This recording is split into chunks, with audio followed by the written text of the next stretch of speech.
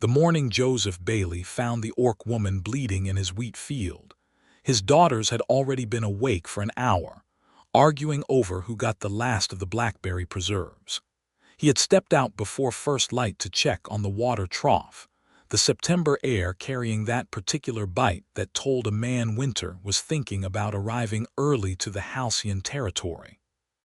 The frontier stretched wide and wild in every direction from his homestead rolling grass country to the south, the dark wall of the Ashpine forest to the north, and the muddy track of the Copper Road cutting east toward the town of Gradwell, where supplies were bought and rumors were traded in equal measure. It was a hard country, a beautiful country in the way that things which could kill you often were. He almost missed her. She was tucked low between two rows of late-season wheat, the golden stalks still wet with dew, and if the rising sun hadn't caught the dark green of her skin at exactly the right angle, he might have walked past her entirely. He stopped walking. His hand went instinctively to the hunting knife at his belt, not because he drew it, but because a man living alone with two daughters on the edge of settled territory learned to trust his hands before his head. She was an orc woman, and she was badly hurt. She lay on her side, one arm pressed to her ribs where her fitted leather travel vest laced tight with rawhide cord up the front, the deep reddish-brown hide shaped to her broad shoulders, and the strong curve of her waist, had been torn open along the left flank. Beneath it, she wore a cream-colored linen blouse that was soaked dark with blood. Her traveling trousers were thick frontier canvas, tucked into worn knee-high boots, and the whole of her was streaked with dried mud and something that smelled like pine resin and smoke. Her dark hair, a heavy black mass of it, was pulled back with a leather cord that had come half loose, so strands of it fell across her face. Her Tusk's lower jaw, curving up past her lips in the way of her kind, smooth and ivory pale, were chipped at the tips in a way that suggested old fighting, not fresh damage. She was young, maybe 2 or 3 years younger than his own 32, and even through the hurt and the dirt, even through every instinct a frontier man had been taught about orc kind, Joseph Bailey could see she was remarkable. He crouched down slowly. He did not draw the knife. "Hey," he said. "Can you hear me?" Her eyes opened. They were the color of deep river water after a storm, dark and greenish and very, very wary. She moved, or tried to, and the sound she made, not quite a cry, too controlled for that, swallowed down to a low, ragged hiss, told him everything he needed to know about how bad the wound was and how much pride she carried. "Don't," he said, raising a hand palm out. "I'm not going to hurt you. You're on my land and you're hurt, and I'm going to help you if you'll let me." She stared at him. The wariness didn't leave her eyes, but something else entered them, a kind of exhausted calculating, the look of a creature measuring whether the offered hand held a trap. "Water," she said. Her voice was lower than he expected, rich and a little rough, accented in the rolling cadence of the Western clan dialects. "I've got water," he said, "and a warm house, and a daughter who knows her way around a needle and thread. Can you walk if I help you?" She considered this for what felt like a long moment. Then she said, "I walked here from the Graythorn Pass." Joseph looked at her. The Graythorn Pass was 40 miles north through the worst of the Ashpine forest. He said nothing about that. He just stood up, held out his hand, and waited. She took it. Her grip was stronger than his, even half bled out and shaking, and he felt that strength like a note struck on a bell, clean and resonant and startling. He got his arm under her shoulders, and she got her legs under her, and together they walked, slowly and unevenly, back across the dew-wet wheat toward the house. His older daughter, Clara, saw them coming through the kitchen window and had the sense to open the door without screaming, though her eyes went very wide and she gripped the door frame like it might run away. Clara was 14, with her mother's brown hair and her mother's practical streak, which meant that after 3 seconds of wide-eyed staring she turned around and said sharply, "Lily, go get the extra blanket from the chest. The wool one. Now." Lily, who was 11 and had never in her life done anything without first asking approximately 7 questions about it, appeared in the kitchen doorway and opened her mouth. Then she saw the orc woman, and instead of 7 questions, she said one very small, breathless word. "Oh." And then she ran for the blanket. Joseph got the orc woman to the wooden settle near the fire. She sat heavily, one hand pressed to her side, and he could see now in the firelight how deep the gash was. Something had opened her up along the lower ribs, a blade most likely, though the wound had been compressed and partially bound with a strip of cloth that she must have cut from somewhere on her own body while alone in that forest. "My name is Joseph Bailey," he said, kneeling to look at the wound. "This is my home. You're safe here." She looked at him steadily. "Humans say that," she said, "before they are not safe." "I know," he said. "I'd be a fool to tell you to trust me on my word alone. But I'm going to clean this wound, and I'm hoping you'll let me, and then you can decide what you think of me." A long pause. Then, "Murbul," she said. "Murbul Strongtusk." He nodded once, serious, as though she had offered him something valuable because she had. He said, "Murbul, it is good to meet you." Clara appeared at his elbow with the thread and needle and the small crock of pine tar salve that they kept for exactly these kinds of emergencies, and her face had settled into the focused, competent expression that made her look startlingly like her late mother. She did not flinch. She looked at the wound, she looked at Joseph, and she said, "I'll need more light." The next hour was quiet and careful. Murbul sat very still throughout the cleaning and the stitching, her jaw tight, breathing measured and slow, only closing her eyes once when Clara pressed the salve in deep. Lily sat on the other side of the settle with the wool blanket in her arms, not saying anything for once, just watching with those dark eyes of hers that missed nothing. When it was done, Clara tied off the last stitch and sat back on her heels with the gravity of someone twice her age. "You'll need to keep that still," she told Murbul. "If you pull those stitches, it'll open again and be twice the trouble." Murbul looked at the girl, this human child who had just sewn her back together without hesitation, and something in her expression shifted. Not warmth yet, not quite, but the first hairline crack in the wall of wariness. "You have good hands," she said. Clara accepted this with a nod, as though it were simply a fact being confirmed. "I know," she said, and stood up to go wash the blood from them. Lily, released from whatever spell of quiet had held her, leaned slightly forward on the bench and said, "Are your tusks real? They look real. Ours aren't, I mean, we don't have any, obviously. Are they heavy?" "Lily," Joseph said, "I'm just asking." Murbul looked at the younger girl for a moment, and then startlingly she almost smiled.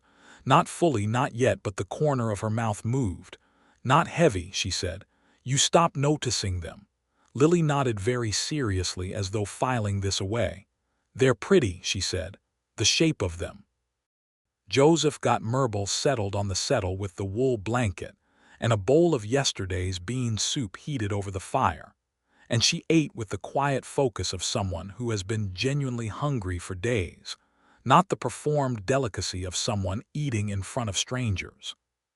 He watched her from across the kitchen, pretending to sharpen a hatchet he had already sharpened, and he thought, 40 miles through the Ashburn, alone, wounded. He thought, what is she running from? He did not ask that night. She finished the soup and set the bowl down, and her eyes were already closing before she could probably decide whether or not she trusted the settle enough to sleep on it.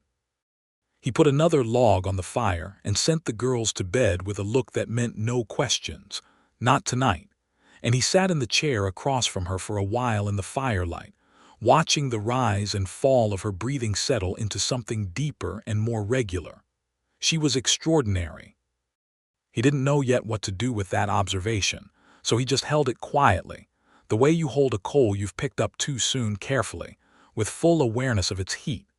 In the morning she was sitting up when he came down, the blanket folded neatly across the arm of the settle, and the soup bowl sitting clean on the table's edge. She had relaced her vest across the wound, moving carefully, and she was watching the door with the particular vigilance of someone who has been sleeping light for weeks. "You cleaned the bowl," he said. "I did not come here to be a burden," she said. He set about making the morning fire bigger and put water on for porridge. "No," he said, "you came here because you were dying in my wheat, but that's a different thing entirely." She looked at him. He kept his attention on the pot. "Where are you going?" he asked. "Or where were you coming from? Either one if you want to share it." A silence long enough that he didn't think she would answer. Then, "My clan was destroyed. Greythorn clan. 7 days ago, soldiers from the Consolidated Territory human soldiers came to the winter camp. They said it was a lawful disbanding under the new Frontier Ordinance." Her voice was very flat and very controlled. "It was not lawful. It was a removal. Those who resisted were killed. Those who did not resist were taken to the relocation camps near Ironbank. I ran. I had been scouting 2 miles east when it happened, and I ran and I did not stop." Joseph was quiet for a moment. He set the spoon down on the pot's edge. "I'm sorry," he said, and he meant it with his whole chest. She looked at him steadily. "Are you?" "Yes," he said. "I lost my wife 3 years ago. To fever, not soldiers, but the loss of everything that was home. Yes, I'm sorry." Something passed across her face, brief and deep. She looked at the fire. He poured the porridge and they sat across from each other and ate, and it was quiet and oddly comfortable in the way of 2 people who are both too tired for performance. The girls came down and Clara went straight to checking the wound with focused efficiency, and Lily immediately resumed her conversation about the tusks as though 6 hours of sleep had merely been a pause. "Could you braid them?" Lily asked. "Like, put ribbons in? Or do they grow differently from hair?" "Lily," Joseph said, but with less force this time because he found, privately, that he was curious about the answer. Murbul looked at Lily with that same almost smile. "Orcs in the southern clans sometimes tie ribbon to the tusks," she said. "For ceremonies." Braided nodded. "It is decorative, a sign of celebration or of honor being given." Lily's eyes had gone round and luminous. She slid off her chair and disappeared up the stairs before anyone could ask where she was going, and came back holding the small wooden box where she kept her ribbons, blue ones and green ones, and a yellow one that had come off a market day package, and that she treasured unreasonably. She set the box on the table and looked at Murbul with the focused, slightly terrifying intensity of an 11-year-old who has decided something. "May I?" she said. "I know how to braid. Clara taught me." The room was still. Joseph watched Murbul's face. He saw the surprise there, unguarded for just a moment, and behind the surprise something so raw and moved that it was almost painful to witness, because he understood it the way a gift offered by a child without calculation or agenda could reach past every wall a hurt person had built. Murbul looked at him. He spread his hand slightly, leaving it entirely to her. She looked back at Lily. "Yes," she said. He still did not know her name then, not really, not the weight and depth of her. And yet his daughters were already kneeling beside her. Lily with her ribbons and Clara leaning in to watch and offer opinions, their small fingers working carefully around the smooth curves of Murbul's tusks, weaving blue ribbon in neat braids and tying the ends into small bows. And Murbul sat utterly still, with an expression on her face that he would not find the right word for until much later. It was the expression of someone being seen as beautiful for the first time in a very long time. He turned back to the fire before he did something embarrassing, like show her that the sight of it had tightened something in his throat. She stayed. He had not asked her to, and she had not announced it. It simply happened, the way useful arrangements do on a frontier homestead where there is always more work than there are hands to do it. He gave her the small side room off the kitchen that he used for storing grain, cleared the sacks to the loft, brought in the old cot from the barn, and she did not argue with any of this. She healed faster than he expected. Orc constitution, he understood, was considerably more robust than human, and within 4 days she was up and working, carefully, within the limits of what her side would allow. She helped him with the harvest without being asked. He would come out in the morning to find her already in the wheat rows, moving methodically, and after the first day of watching her work he stopped being surprised by it and they fell into a rhythm. She was strong in ways that made certain tasks significantly easier, lifting the grain sacks, moving the large stone that had to be repositioned from the north field drainage, pulling the stuck wagon wheel free from the mud pit at the edge of the lane. but she also had a care for the work itself that he recognized and respected. She didn't rush. She didn't tear at things. She paid attention. The days had a shape to them. He was aware, in a way he had not been in some time, of the specific textures of the days: the morning light on the field, the sound of the fire at supper, Lily's incessant cheerful narration of everything she was thinking, Clara's occasional dry observations, and threading through all of it, Murbul's presence, which was quiet and grounding in a way he could not quite account for. On the 6th day, he found her standing at the edge of the north field at dusk, looking toward the tree line of the ashpine. He stood beside her without speaking. The forest was going dark, the pines turning black against a violet sky. "The relocation camp's near Ironbank," he said. "Is there anyone there you need to find? Family?" "My mother died 2 winters ago," she said. "My brother I do not know. He may be in the camp. He may not have been at the winter grounds when it happened." She paused. "He may be dead." "I'm sorry," he said again. She turned to look at him. The last of the light was on her face, and the braided ribbons Lily had refreshed them this morning. Swapping the blue for the green caught it and made something impossibly gentle of her. "Why do you keep apologizing?" she asked. "You did none of it." "Because someone should," he said simply. "And because I think you've heard very few apologies in your life for the things that have been done to your kind, and it seems to me like a debt that wants paying." She looked at him for a long time. The wind moved through the wheat behind them. She turned back to the tree line and he stayed beside her, not touching, not speaking, just there, until it was too dark to see the forest at all. The trouble came on the 8th day, which was market day in Gradwell. Joseph had to go in. He needed seed oil and a new buckle for the harness, and Clara needed thread, and there was a bill at Harmon's trading post that wanted settling. He debated leaving Murbul at the homestead and then found, upon considering it, that he did not like the idea of her being there alone if anyone came by. The territory was nominally peaceful, but there were men along the Copper Road who operated by their own code, and an injured orc woman alone on a homestead was not a situation he was comfortable with. He asked her with care if she would like to come into town. He framed it honestly. "There may be looks. There may be worse than looks. You don't have to come, but I'd rather have you where I can see what you're dealing with." She looked at him with those river storm eyes for a moment, and then she said, "I have been looking at what I am dealing with my whole life. I can manage Gradwell." He drove the wagon. Clara sat beside him on the bench, Lily between them, and Murbul sat in the wagon bed with her back straight and her hands loose on her knees. He was aware of her the whole 5-mile drive, aware of the set of her shoulders and the steadiness of her, and he thought again, 40 miles through the ashpine, alone and bleeding. Gradwell in mid-September was busy. The harvest season brought in the outlying homesteaders and the traveling merchants and the men from the logging camps up north, and the main street, a wide strip of packed dirt between the trading post, the assay office, Delman's saloon and feed, and a row of smaller stalls was crowded and loud. Joseph pulled up the wagon and climbed down and helped Lily off the bench, and by the time he turned around, Murbul had already stepped down from the wagon bed herself with easy, fluid grace and was standing in the street.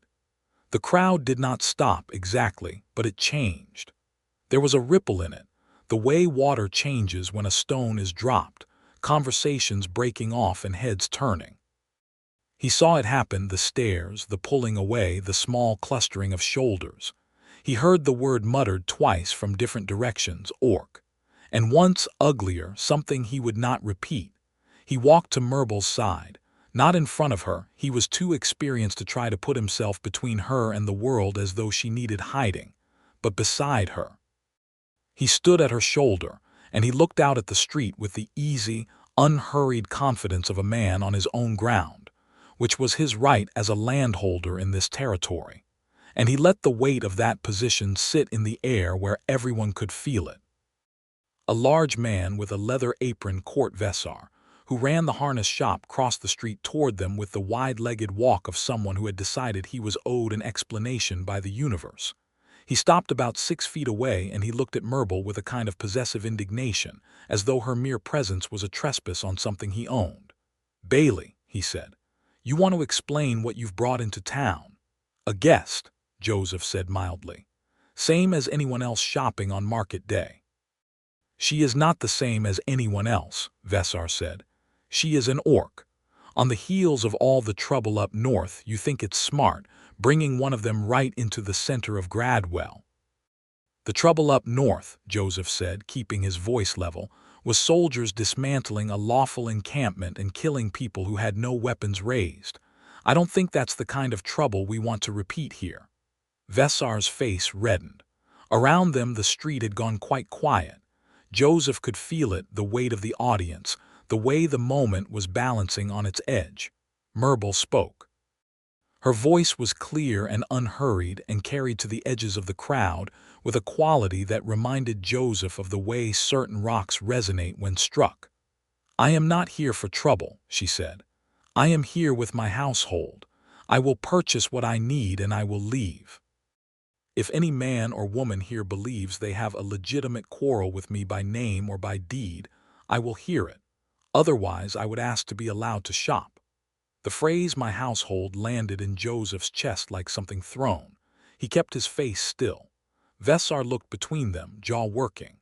He did not find anything satisfactory to land on, and so he turned and walked away with the stiff indignation of a man who has decided to be offended somewhere else. The crowd slowly reorganized itself around the space they occupied.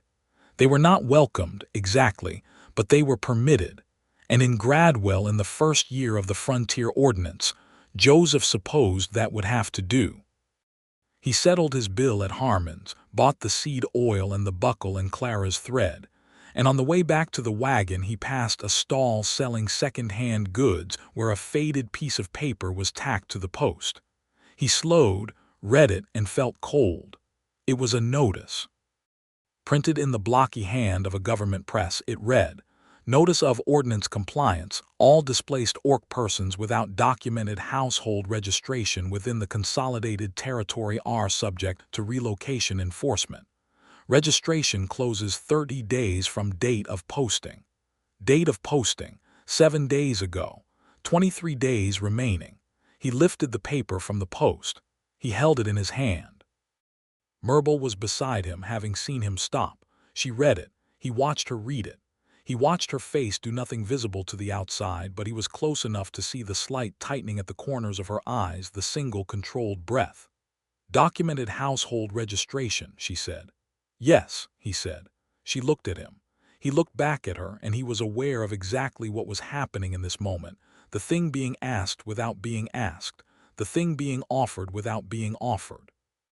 "I could register you," he said, keeping his voice even, "as a member of my household. Under the homestead documentation.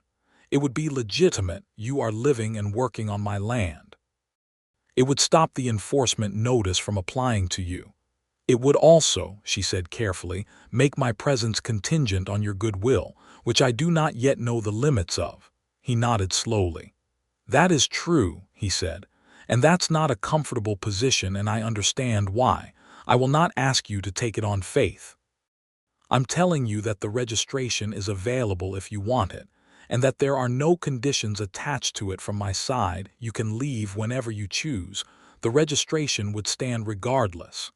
She was quiet for a moment, the paper between them, the street noise of Gradwell moving around them. "Why?" she said.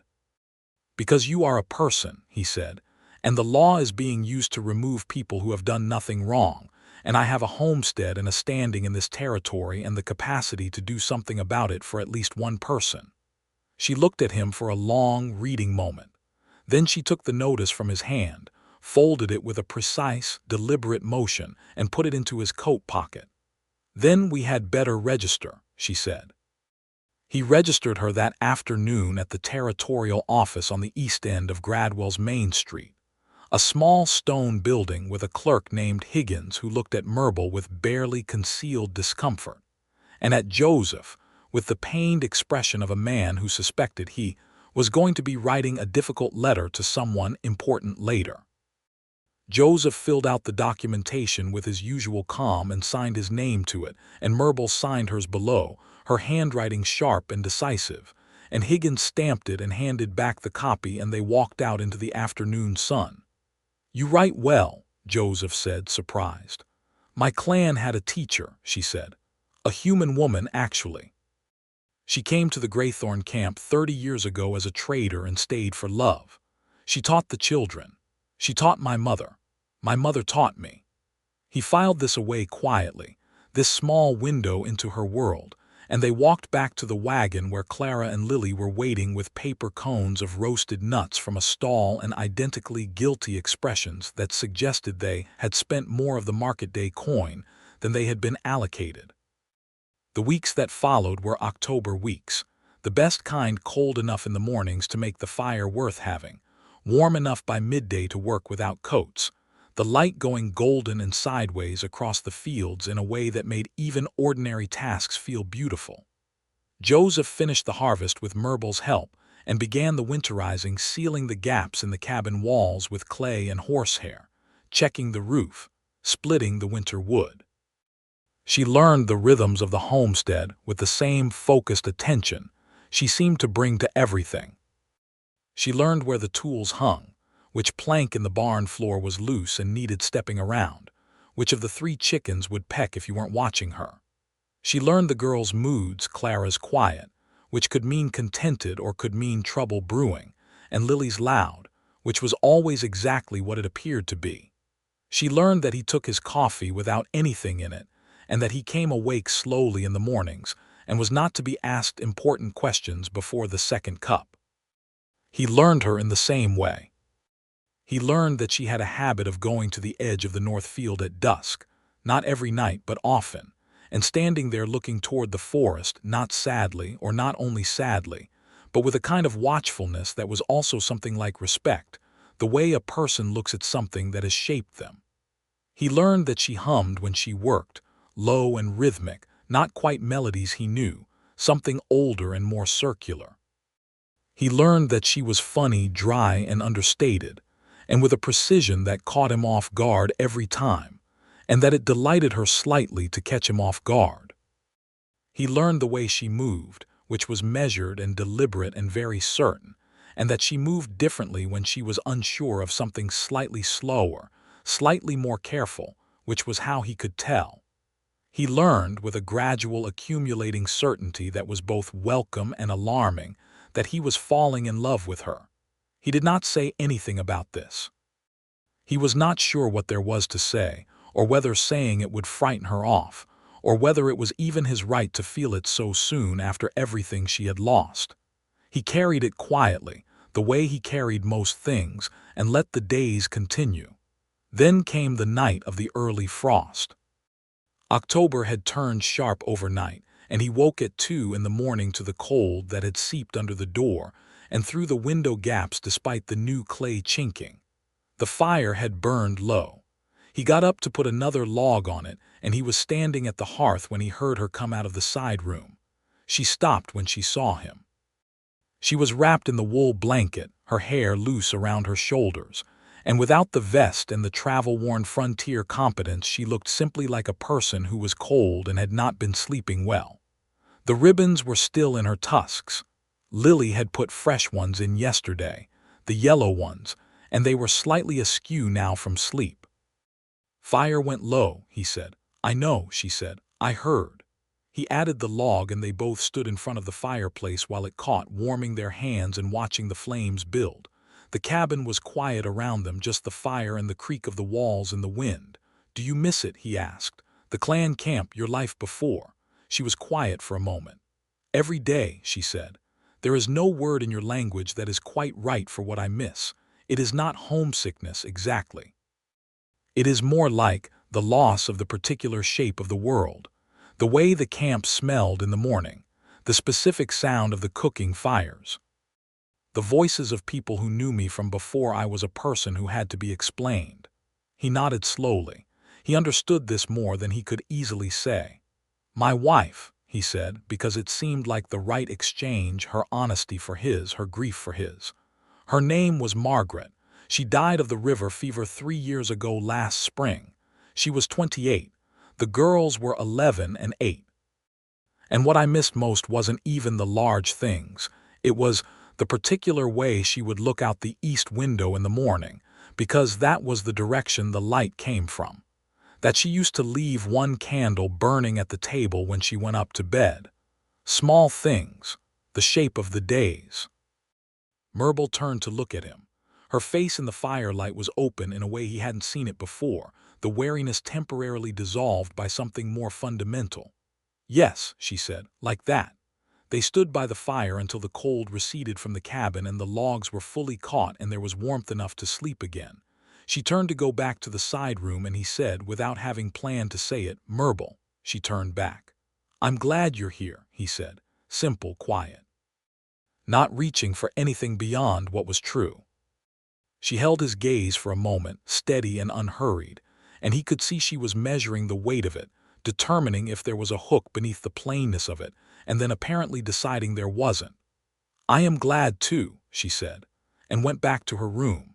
He stood at the fire for another few minutes, alone, with his hands still warm and something settled and quiet in his chest that hadn't been there in a long time. November came in hard. The first snow fell on the 4th day of the month. A real snow, 6 inches overnight and more threatening from the north. And the homestead became its own closed world. The copper rode a suggestion under the white. They had prepared well, and the barn and the cabin and the root cellar were stocked as thoroughly as 3 people working together could manage, which was more thoroughly than Joseph had managed in the previous 2 winters alone. Inside, in the long indoor days that a hard winter makes, they talked. God, how they talked! Not endlessly and not carelessly. There were long companionable silences too, the kind that feel like a different form of conversation, but deeply, ranging over things that mattered. He told her about his childhood in the eastern settlements, about the farm his father had kept, about the ambition that had brought him west to this raw territory with a young wife and 2 small daughters, and a wagon load of hope and equipment. She told him about the Graythorn clan, about the hunting territories and the seasonal migrations, about the ceremonies and the hierarchies and the complicated politics of a large clan in a shrinking territory, pushed back by the slow advance of human settlement over 30 years. She talked about it without bitterness, or at least without only bitterness. There was also love in it, the love of a person for the world that made them, and that love was as plain and present as anything else she carried. Lily, as November deepened, decided that Murbul was going to learn to play the small bone pipe she kept under her pillow, and played when she thought no one could hear, which everyone could always hear. The lessons happened at the kitchen table after supper, Lily demonstrating with intense seriousness and Murbul listening, and attempting with a thoughtful patience that surprised even Clara, who had developed the pragmatic assessment of Murbul that she seemed to develop for all people she genuinely liked. Competent, trustworthy, and funny, even if Murbul herself did not always seem to realize she was being funny. One evening Joseph sat across the table watching Murbul attempt the pipe for the 4th time, a low, imperfect sound that was nevertheless beginning to take on something like a melody, and Lily said, "That's it. That's the note," with so much triumphant delight that Murbul laughed, fully and freely, for the first time since she had been here. It was a good laugh, warm and sudden and slightly rough, surprised out of her, and she looked embarrassed by it for half a second before the embarrassment was overtaken by the laugh itself. And then Clara was laughing too, and Lily was dancing in her chair, and Joseph sat across from them and felt something click into place inside him like a well-made lock finding its key. He was in love with her. He had known it quietly for some time. But in this moment, the fire, the lamp, the bone pipe, the ribbons on her tusks catching the light and her laugh filling the cabin, he knew it with a fullness that left no room for doubt or argument. He said nothing. The evening continued and was wonderful. In December, a man named Reuben Hatch came to the homestead. He came on a gray afternoon, riding a gray horse, and he knocked on the door with the particular knock of someone who expects it to be opened promptly. Joseph opened it to find a man in the heavy wool coat and territorial warden's badge of the Consolidated Territories Frontier Enforcement Division. a branch that had been expanded considerably under the new Frontier Ordinance. Hatch was in his mid-40s, lean and weathered, with the particular flatness of expression that either meant dispassion or cruelty, and Joseph had not yet determined which. "Joseph Bailey," Hatch said. "Yes," Joseph said, standing in the door. "Warden Hatch, Frontier Enforcement. We've had reports of an unregistered orc woman sheltering on this property. I'm here to verify status under the ordinance." "She is registered," Joseph said. "Household documentation. Registered at the Gradwell Territorial Office, 32nd day of September." He stepped back into the house, went to the shelf where he kept important papers, and brought back the stamped copy of the registration. He handed it to Hatch without hesitation. Hatch read it. His expression did not change, but something shifted behind his eyes, the recalculation of a man who has arrived expecting ease and found a closed door instead. "This is in order," Hatch said. "I know," Joseph said. "I'll need to speak with her directly." Joseph turned and said, "Murbul, not a warning, not an alarm, just a call."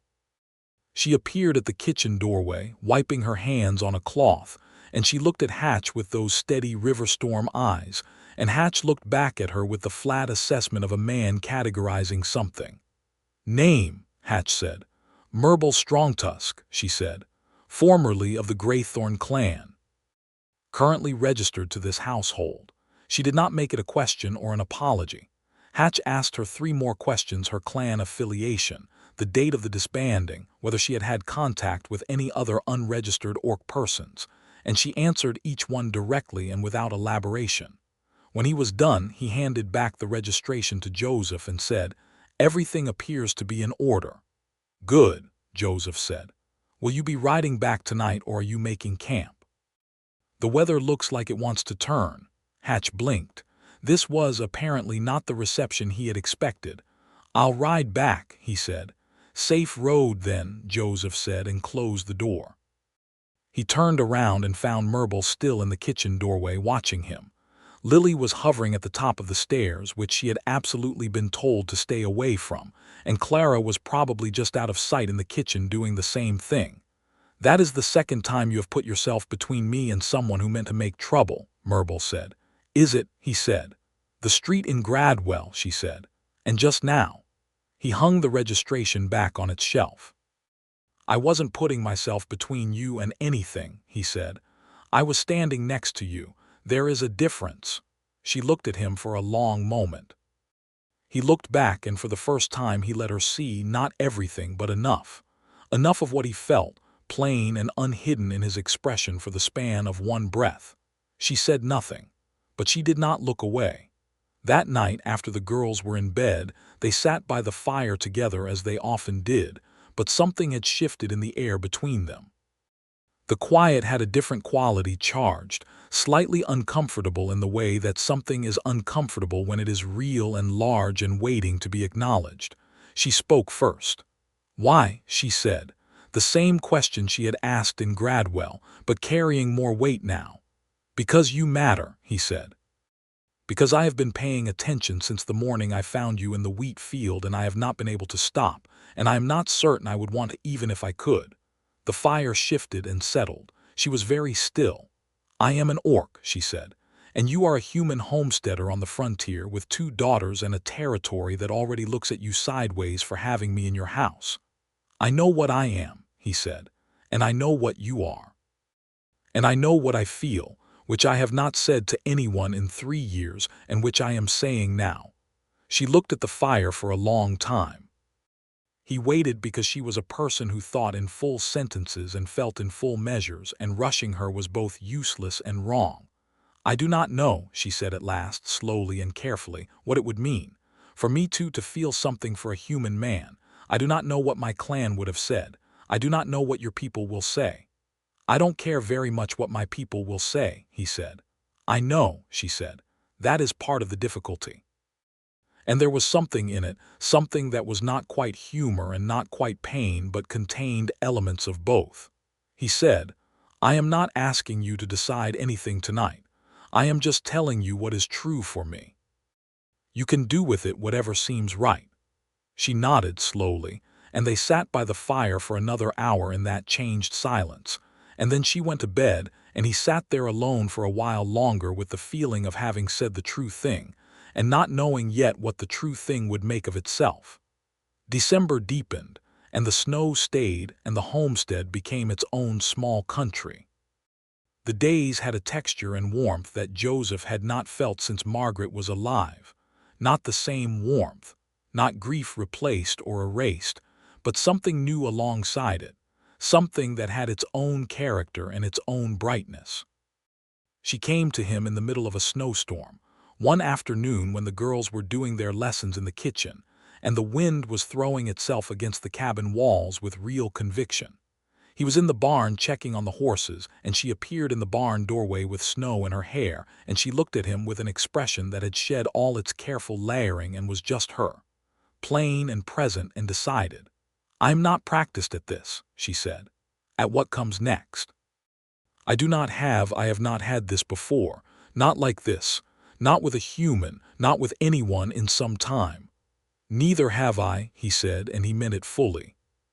She crossed the barn in 4 steps, and she put her hand against his face, her thumb at the corner of his jaw, and she was warmer than he had expected, warmer and steadier, and she looked at him for a moment at very close range in the dusty amber light of the barn with the storm making its noise outside, and then she kissed him.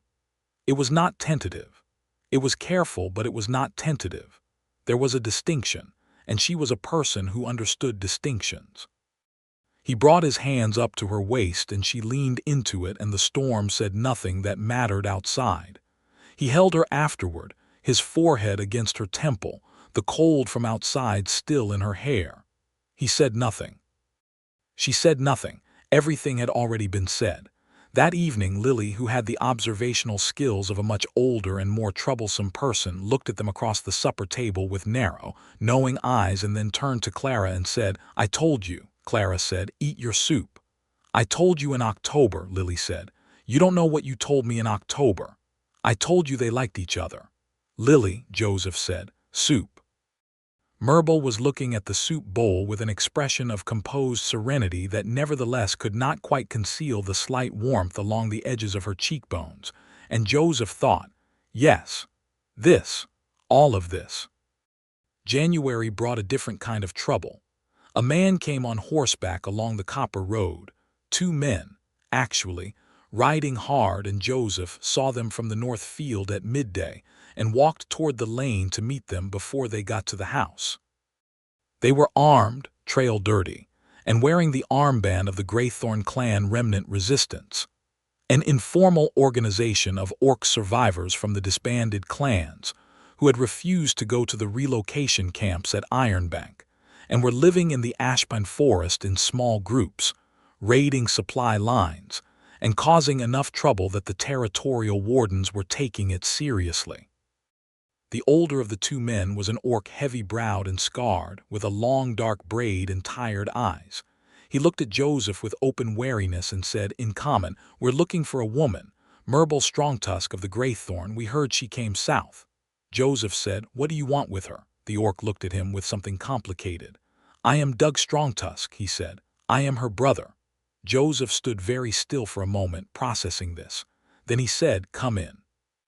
Murbul heard the door and came to the kitchen doorway and stopped absolutely when she saw her brother standing in her kitchen. The sound she made was not a word. It was something prior to words, something that came from a place in her that was older than language. And then she crossed the room and grabbed her brother by the shoulders, and he grabbed her back, and they held on to each other with the grip of 2 people who had spent 2 months not knowing if the other was alive. And it was something to witness, fierce and wordless and ancient. And Joseph went quietly to the other side of the kitchen and busied himself with the kettle. Doug Strongtusk had been in the Ashpine with a group of 60 Greythorn survivors. He was not captured or harmed. He had heard through the complicated back channels of the refugee orc networks that Murbul had gone south toward the settled homesteads, and he had ridden out when the thaw broke enough to allow it, because he needed to know if she was alive, and he needed, he said with direct bluntness, to see what kind of situation she was in. He spent 1 night at the homestead. He ate at the table and answered Lily's approximately 47 questions about life in the Ashbun, with a somewhat dazed patience that suggested he was not used to 11-year-olds and found the experience disorienting. He spoke with Murbul for a long time alone, by the fire after everyone else was in bed, and Joseph lay awake upstairs and did not try to hear what was said. In the morning, Doug Strongtusk came to Joseph in the yard, while Murbul was helping Clara with the breakfast and stood before him in the white winter light and studied him with eyes that missed nothing. "You are the man my sister has chosen," Doug said. Joseph looked back at him steadily. "I am the man who hopes she has chosen me, yes." Doug was quiet for a moment, and then something in him shifted, not warmth exactly, not yet, but the absence of the hard edge. "She is not easy," he said. "She never has been. Difficult and brilliant and proud in ways that make her hard to know." "Yes," Joseph said, "I know." Doug looked at him for a long moment. "You know what it will cost," he said. "Your position here, your standing. Maybe your safety if the wardens decide having an orc woman in your household is reason enough to cause you trouble." "I know," Joseph said. "And you stay anyway." "I stay anyway." Doug nodded once slowly, with the gravity of a man making a significant assessment and committing to the result of it. He held out his hand. Joseph shook it. Doug rode out after breakfast, heading north back to the Ashbun, and Murbul stood in the lane and watched him go until the horses disappeared over the ridge. Joseph came to stand beside her. She did not look at him, but her hand found his and she held it, her grip warm and certain. "He approved of you," she said, "in his way." "I got that impression," Joseph said. "He doesn't approve of most people," she said. "I'm honored." She turned to look at him then, and there was something in her eyes that was fierce and tender all at once, and she brought her free hand up and pressed it flat against his chest over his heart, as though taking the measure of it, and he put his hand over hers and held it there. Spring came like a gift. The snow retreated from the fields in March, and the mud came, and then, slowly, the green, the particular green of new grass on the frontier that seems almost aggressively alive after a hard winter. Joseph began the spring plowing and Murbul worked beside him, and they talked and worked and sometimes were silent, and the days lengthened and the light changed, and the world rebuilt itself around them. They were in love in the way that people who have known loss and fear and real difficulty are in love, not carelessly, not lightly, but with a full awareness of its value, because both of them knew precisely what the alternative looked like, and both of them had survived it, and were choosing this instead with complete knowledge of the choice. He gave her the room properly now, the side room, which he had rebuilt during the winter, replacing the cot with a real bed frame he had made himself slowly during the long evenings, fitting the joints with the care he gave to things that mattered. She had looked at the bed frame for a long moment when he showed her, and then she had looked at him, and he had met her eyes honestly, and she had said nothing, but she had pressed her hand briefly against his arm before going to get her things from the loft where they had been temporarily stored. But the room was the girl's room now too, in the way that boundaries in small frontier households are flexible and alive. Lily drifted in most mornings to sit on the edge of Murbul's bed and tell her about whatever she had dreamed, and Clara sometimes came to sit in the chair by the window in the evenings to do her mending, because the light was better there, and because, although Clara would not have said this in any direct way, she liked being near Murbul. One morning in April, the girls in the south field scattering the early seed, the day mild and clear and full of birdsong, Joseph found Murbul sitting on the porch bench with Lily's ribbon box open on her knee, going through them, touching them one by one with a thoughtfulness that he found beautiful. He sat beside her. She held up a blue ribbon, looking at it in the morning light. "Lily asked me," she said, "if I would like to teach her to braid my tusks the way the southern clans do it. The proper ceremony braiding. She wants to learn it correctly." "What did you say?" he asked. "I said I would think about it," she said, "because I wasn't sure it was appropriate to teach a human child a ceremony braid. But I have been thinking about it, and I believe that the people who made those traditions would have wanted them to be carried by anyone who held them with love. And Lily holds everything with love. A pause. It is slightly alarming. He laughed quiet, and she looked at him with that sideways almost smile that he had come to love beyond all reasonable proportion. Teach her, he said. It would make her the happiest person in the territory. Murbul looked down at the ribbons in her hands. Do you know, she said slowly, that the ceremony braid in the southern clans is given by a partner's family. It is an acknowledgement of welcome, of belonging to the household. He was very still. Your daughters braided my tusks before you even knew my name, she said, with yellow ribbons and green ones, without being asked, without knowing what it meant. She looked up at him. I have thought about this many times. What do you think about it? He said carefully. She looked at him for a long, full, honest moment. I think, she said, that perhaps they understood something before either of us did. He reached out and tucked a loose strand of hair behind her ear gently, and she did not flinch from it or tilt away from it, but leaned into it the smallest amount, like a field leaning into wind. I think so too, he said. He kissed her in the morning light on the porch, with the birds going and the south field waiting and the open frontier stretching in every direction, and she kissed him back with everything she was, the strength and the sorrow and the dry humor and the pride and the deep, enduring capacity for love that she carried as naturally as she carried her own name. In May he asked her to marry him. He did not make it elaborate. He was not an elaborate man. He came in from the fields at midday, and she was at the table making notes in the small journal she kept, her handwriting sharp and precise, and he sat across from her and he said, I want to marry you, Murbul, if you want to marry me. She looked up from the journal. She held his gaze for a long moment, reading him in the thorough way she had, making sure there was no catch in it, no asterisk, no fine print. She found none because there was none. Yes, she said, simple as that, and went back to her journal. He sat there for a moment, slightly stunned by the speed and clarity of it. Then he laughed, not expecting to, and she looked up with the corner of her mouth twitching, and he said, That was easy. Did you want it to be difficult? She said, No, he said, God, no. Then stop complaining, she said, and he laughed again and went back out to the fields. They were married in June, on the homestead, under the wide-open sky of the frontier. There was no church in Gradwell that would have performed the ceremony, not willingly, and neither of them wanted the reluctant kind, but the territorial recorder, a measured woman named Aldria who had seen enough of the frontier to find surprise an increasingly rare experience, rode out and performed the civil registration under the oak at the edge of the north field, and that was law enough.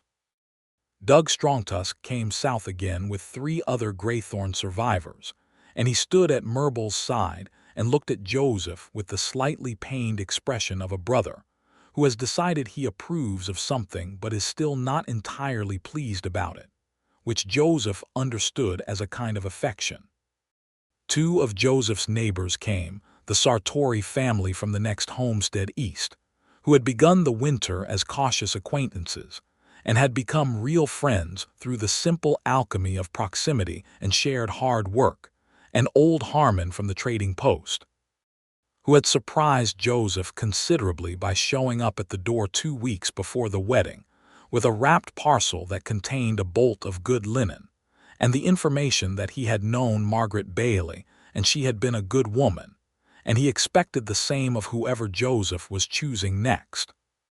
Lily wore her best dress and cried through the entire ceremony with the operatic commitment of someone who has been waiting for this exact event for 9 months. Clara stood beside her, dry-eyed, and handed her a handkerchief with the resigned efficiency of someone who had also been anticipating this for 9 months. Murbul wore her travel vest and blouse, both cleaned and mended, and in her tusks she wore ceremony braids that Lily and Clara had put in that morning with great care, and with Murbul's guidance proper Southern clan braids, worked with the blue ribbon and the yellow ribbon, and a length of red cord that Doug had brought from the Ashburn, meaning welcome and belonging and home. She stood straight and certain in the morning light, her eyes on Joseph, and he thought he had never in his life seen anyone so beautiful. He said his vows plainly, meaning every word. She said hers in both common and in the Greythorn clan dialect, an old formulation she had told him, one her parents had used, and he did not know the words of it, but he knew from her expression and her voice exactly what they meant. The recorder stamped the papers. Doug made a sound somewhere between a grunt and a sigh. Lily began crying harder. Clara said under her breath, "I told you so," to no one in particular, or possibly to the universe. The afternoon that followed was good. Food and fire and the wide blue sky above the homestead. Doug and the Greythorn survivors talked with the Sartoris about the spring's work and the road conditions, and, carefully and then less carefully, about the political situation in the territory and what might be done about it. Old Harmon drank a cup of the strong southern cider that Doug had brought and spent an hour in expansive goodwill. The children the Sartoris had 3, ranging from 6 to 16, chased each other through the fields with the absolute freedom of children at a celebration. And Joseph stood at the edge of the north field with his wife beside him, her hand in his, the ashpine dark and alive on the horizon and the homestead golden behind them, and he felt the particular quality of a life that has come through loss and doubt and fear and arrived improbably at something whole. "What are you thinking?" she said. "That I am very lucky," he said. "You are," she said. "Also I am lucky. You're more gracious about it than I am." "I am gracious about most things," she said, with complete composure. He turned and kissed her temple, and she tipped her head slightly against his, and they stood there in the afternoon sun, while the life they were building continued around them. The summer of their first year of marriage was the fullest Joseph could remember.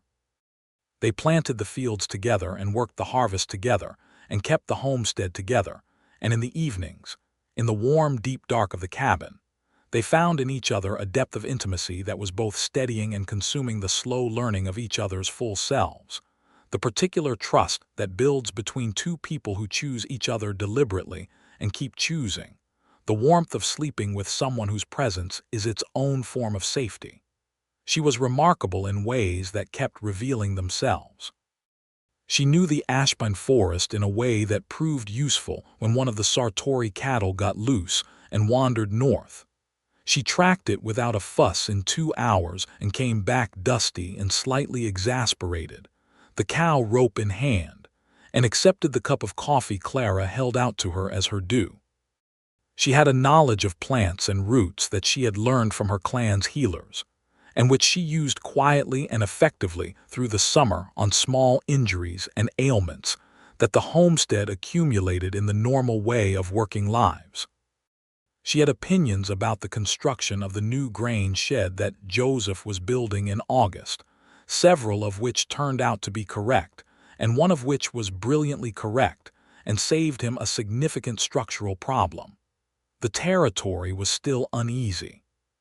The Frontier Ordinance still stood and the warden still rode, and there were incidents in Gradwell and in other towns, or-coned market stalls shuttered under dubious health ordinances, scuffles that started at tavern doors and ended poorly, the occasional notice nailed to a post that made Joseph's jaw tighten when he read it.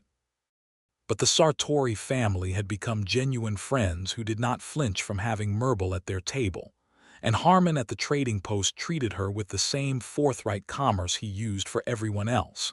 And slowly, incrementally, the world of the homestead and its small community acquired a kind of normalcy, not without friction, but real. Doug came south again in September with news that the remnant clans in the Ashpine had reached a provisional agreement with the territorial government. Not full recognition, not yet, but a suspension of active enforcement actions against the forest camps in exchange for a cessation of supply line raids. It was not justice, but it was a pause in the bleeding, and in the frontier, that was something worth holding. He stayed a week this time. He played stones with Lily at the table every evening, losing with increasing dignity.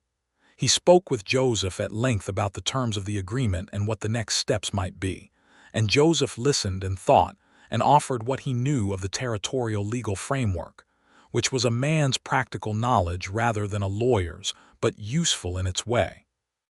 He was aware, during these conversations, of Murbul watching them both with an expression that was at once proud and deeply moved, and he did not draw attention to it because she would find it embarrassing, and he found it, privately, completely wonderful. October came.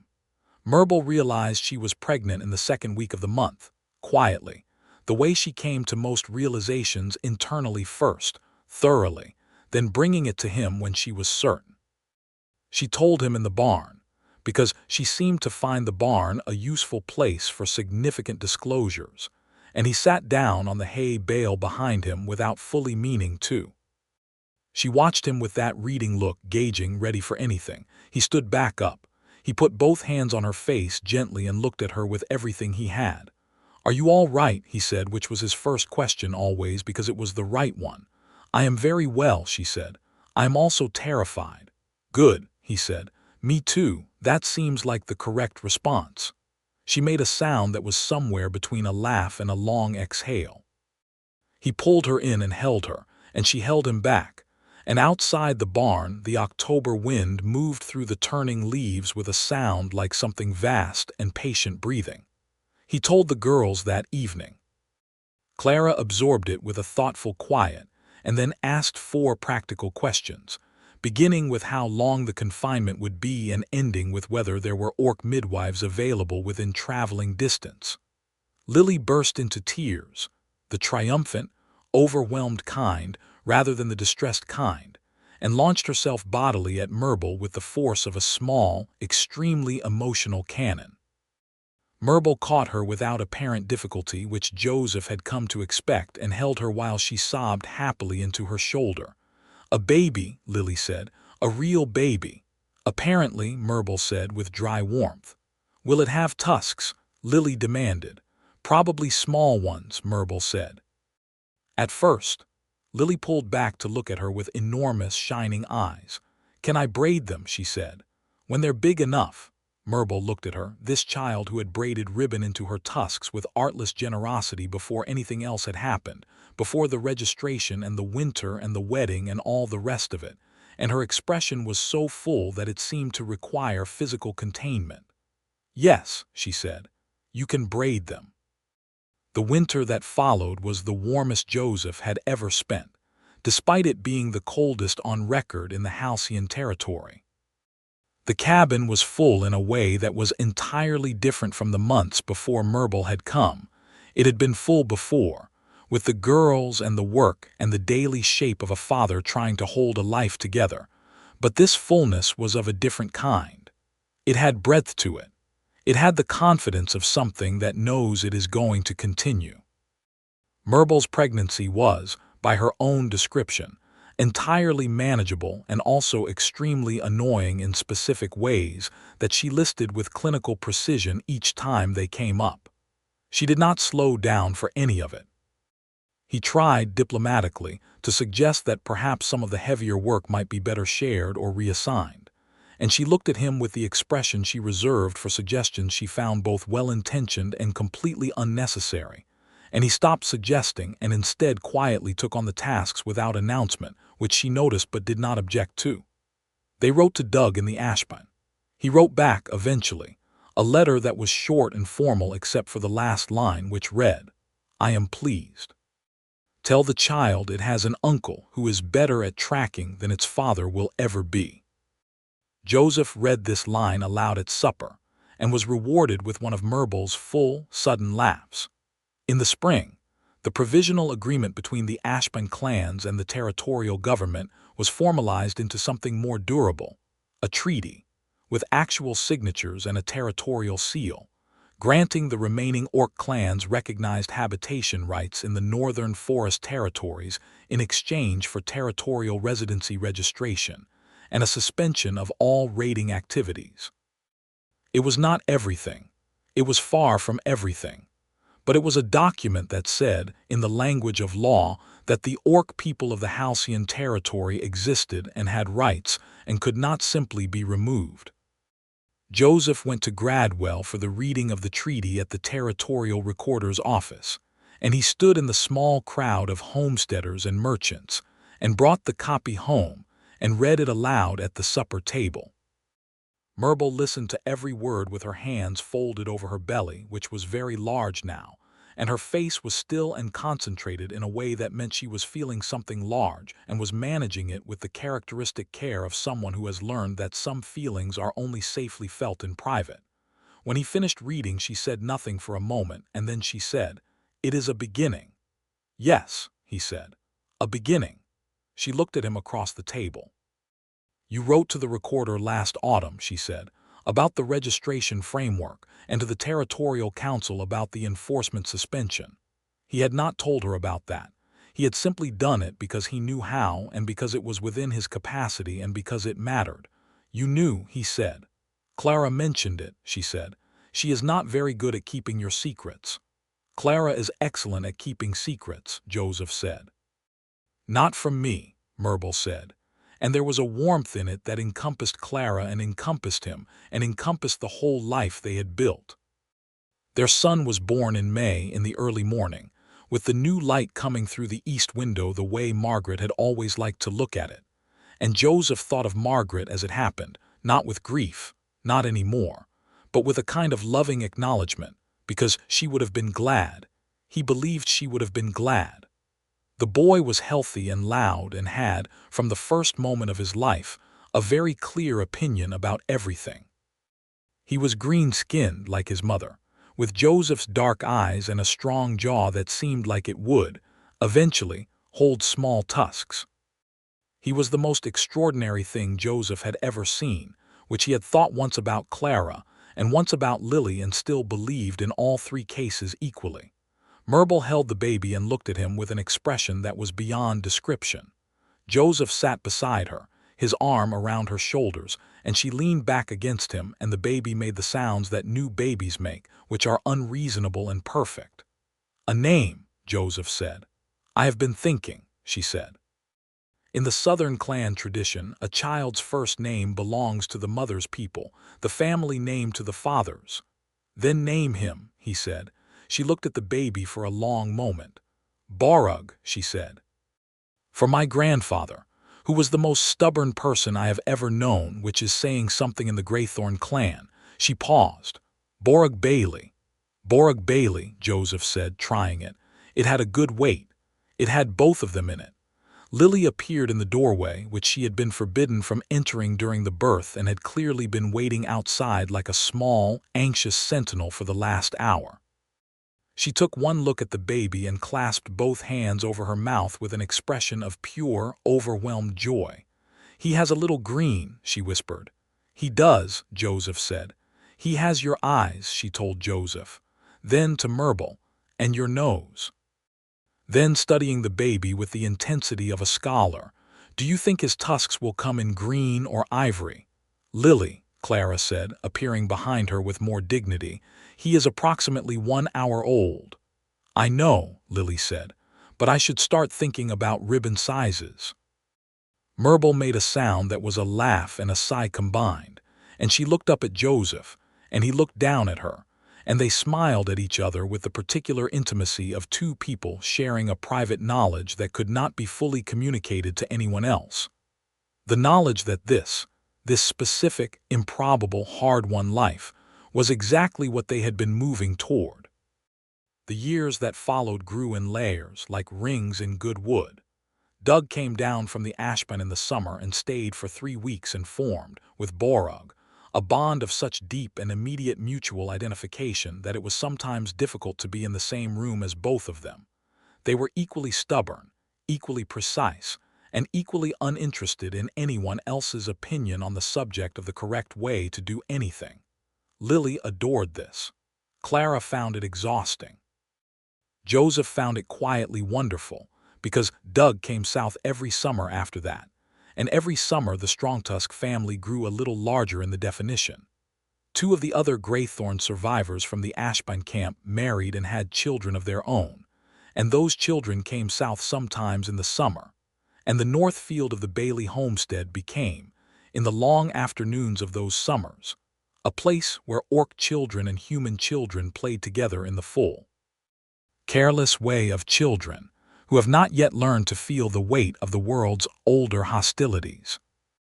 Clara left at 16 to apprentice with the Gradwell territorial recorder, Aldrea, who had stamped the wedding papers, and who turned out to have been quietly looking for someone with Clara's combination of sharp intelligence and unshakable pragmatism.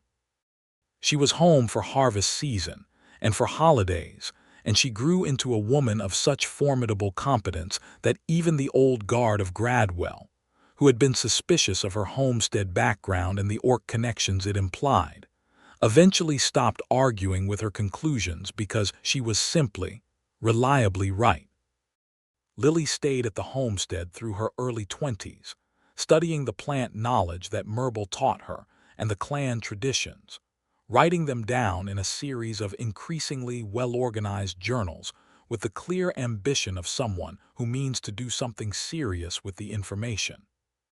She was beloved by every child in the Greythorn remnant community and spent the summers teaching the ceremony braids to anyone who wanted to learn them, which was many people, because Lily taught the way she did everything else with complete, undivided, slightly terrifying love. Murbul taught. Not formally, not with a classroom, but in the way of a person whose knowledge is deep and who cannot help sharing it. She taught the plant medicine. She taught the clan braiding. She taught Borug, when he was old enough, the Greythorn dialect alongside his common, and he grew up with both languages natural and easy in his mouth, which meant he grew up with both worlds natural and easy, which was the thing she had wanted for him most of all. Joseph built. The homestead expanded incrementally over those years. A larger grain shed, a second room added to the cabin, a proper root cellar, a small forge that he had always wanted and finally had the time and resources to construct. He was known in the territory as a man of his word and a careful worker, and as the human man who had married an Orc woman and thrived, which the territory watched with a combination of suspicion and something that gradually, grudgingly became respect. Not everywhere, not from everyone. The world did not change that fast or that completely. But in the small radius of the Bailey homestead, and the town of Gradwell and the Greythorn remnant community of the Ashburn, something had shifted that could not be shifted back. They were in the North Field, he and Murbul, on an evening in late September, one of those evenings that feels like a gift specifically because you know it is ending, the summer almost fully gone and the first cool thread in the air predicting what was coming. Borug was 7 and asleep in the cabin. Lily was inside reading. Clara was in Gradwell, where she had her own room now at the recorder's office. They stood at the edge of the field, the way they had stood so many times before, looking north toward the Ashburn, which was dark and enormous and beautiful in the way it had always been. The last of the light was almost gone from the sky. "Do you remember," he said, "the first morning?" "In the wheat. I remember everything about it," she said. "I was deciding whether you were going to be a problem. And you were holding a knife," she said, "but you didn't draw it. That was the first thing I noticed." He looked at her.